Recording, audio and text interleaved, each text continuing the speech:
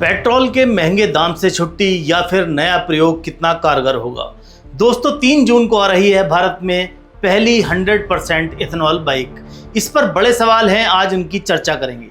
नमस्कार, मैं हूं आपके साथ विवेक वर्मा। आप देख रहे हैं हमारा विशेष कार्यक्रम 8 PM डिकोड। दोस्तों भारत में पेट्रोल और डीजल की बढ़ती कीमतों के बीच 3 जून 2025 को देश की पहली 100% इथेनॉल E100 से चलने वाली मोटरसाइकिल लॉन्च होने जा रही है। इसे भारत के वैकल्पिक ईंधन अभियान के एक महत्वपूर्ण कदम माना जा रहा है। सरकार और वाहन निर्माता कंपनियां इसे ऊर्जा आत्मनिर्भरता, प्रदूषण नियंत्रण और किसानों की आय बढ़ाने से जोड़कर देख रही हैं। हालांकि इस नई तकनीक को लेकर कई महत्वपूर्ण सवाल भी सामने आ रहे हैं, जिनके स्पष्ट उत्तर अभी तक उपलब्ध नहीं है। पहला सवाल इथेनॉल की कीमत को लेकर है। सरकार लगातार यह कह रही है कि इथेनॉल पेट्रोल से सस्ता ईंधन साबित हो सकता है, लेकिन आम उपभोक्ता को पेट्रोल पंप पर E100 इथेनॉल किस कीमत पर मिलेगा, बड़ा सवाल है। इसकी कोई आधिकारिक खुदरा दर अभी तक घोषित नहीं की गई है। वर्तमान में सरकार तेल कंपनियों के लिए इथेनॉल खरीद मूल्य निर्धारित करती है, लेकिन उपभोक्ताओं के लिए खुदरा मूल्य अलग हो सकता है। दूसरा महत्वपूर्ण प्रश्न माइलेज का है। वैज्ञानिक रूप से देखा जाए तो इथेनॉल की ऊर्जा क्षमता, एनर्जी डेंसिटी पेट्रोल से कम होती है। अमेरिका ऊर्जा विभाग और विभिन्न अंतर्राष्ट्रीय अध्ययनों के अनुसार इथेनॉल में प्रति लीटर उपलब्ध ऊर्जा पेट्रोल की तुलना में लगभग 25 से 35% तक कम हो सकती है। इसका अर्थ यह नहीं कि बाइक का माइलेज भी उतना ही कम होगा, क्योंकि इंजन को विशेष रूप से E100 के लिए डिजाइन किया जाता है, लेकिन वास्तविक माइलेज क्या होगा इसका आधिकारिक दावा अभी तक सामने नहीं आया है। तीसरा सवाल यह है कि इंजन की दीर्घकालिक स्थिति को लेकर है। इथेनॉल की एक अलग प्रकार का ईंधन है और इसकी रासायनिक प्रकृति पेट्रोल से भिन्न होती है। यह पानी को अधिक अवशोषित करता है तथा कुछ धातुओं और रबड़ के पुराने पुर्जों पर प्रभाव डाल सकता है। हालांकि वाहन निर्माता कंपनियां दावा करती हैं कि E100 बाइक के इंजन, फ्यूल पाइप, इंजेक्टर और अन्य हिस्से विशेष रूप से इथेनॉल के अनुकूल बनाए गए हैं। फिर भी भारत में इस तकनीक का बड़े पैमाने पर उपयोग पहली बार होगा, इसलिए दीर्घकालिक प्रदर्शन पर नजर बनी रहेगी। ब्राजील का अनुभव अक्सर इस मॉडल के समर्थन में दिया जाता है।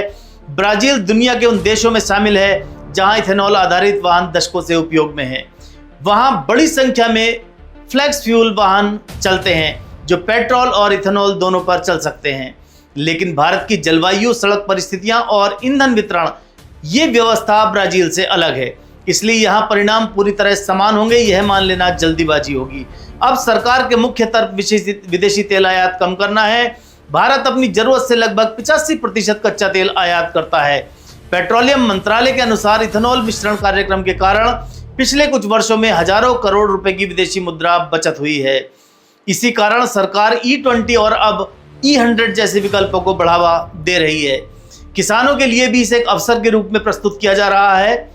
इथेनॉल मुख्य रूप से गन्ने के शीरे, मक्का और अन्य कृषि उत्पादों से बनाया जाता है। सरकार का मानना है कि इससे किसानों को अतिरिक्त बाजार मिलेगा और कृषि क्षेत्र को लाभ मिलेगा। हालांकि कुछ विशेषज्ञ यह भी चेतावनी देते हैं कि ईंधन उत्पादन और खाद्य सुरक्षा के बीच संतुलन बनाए रखना आवश्यक होगा।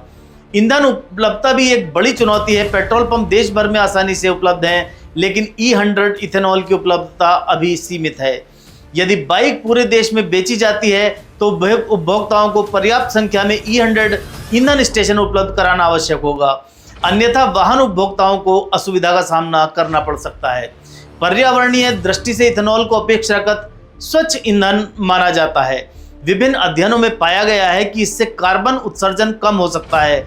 हालांकि पर्यावरण विशेषज्ञ यह भी कहते हैं कि इथेनॉल उत्पादन की पूरी प्रक्रिया फसल उत्पादन, सिंचाई, परिवहन और प्रोसेसिंग को ध्यान में रखकर इसके वास्तविक पर्यावरणीय लाभ का मूल्यांकन किया जाना चाहिए।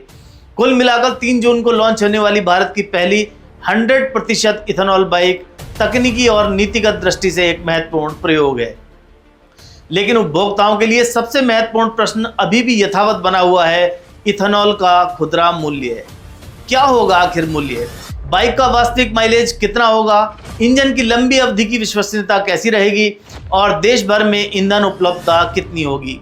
इसलिए इस नई तकनीक को लेकर उत्साह के साथ व्यवहारिक और वैज्ञानिक मूल्यांकन भी उतना ही आवश्यक हो जाता है। आने वाले महीनों में इन सवालों के जवाब भी तय करेंगे कि यह बाइक वास्तव में पेट्रोल का विकल्प बन पाती है या नहीं। आज के लिए बस इतना ही। कल रात ठीक 8 बजे आपके सामने फिर होंगे। जय हिंद, जय उत्तराखंड।